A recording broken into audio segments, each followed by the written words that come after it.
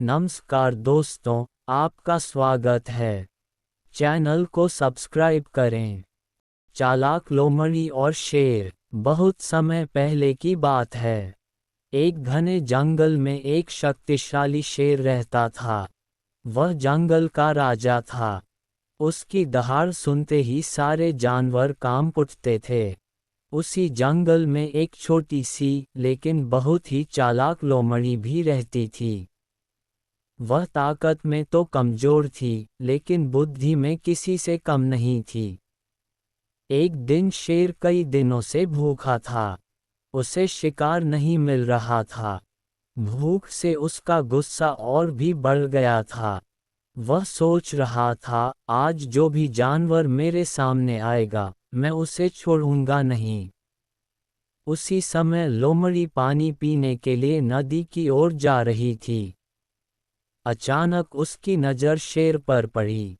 शेर की आंखों में भूख साफ झलक रही थी। लोमड़ी समझ गई कि उसकी जान खतरे में है।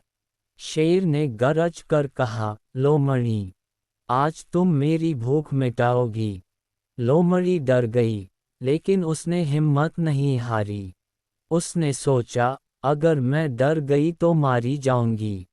मुझे अपनी बुद्धि का इस्तेमाल करना होगा।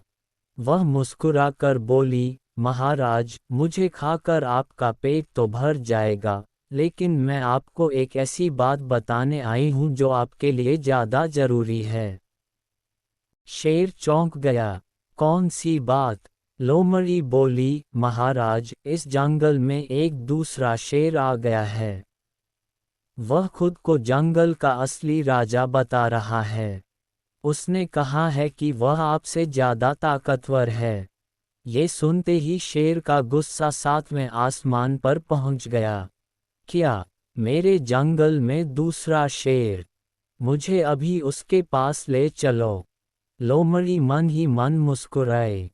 वह शेर को जंगल के बीच बने एक गहरे कुएं के पास ले गई। उसने कहा, महाराज, वही शेर इस कुएं में रहता है।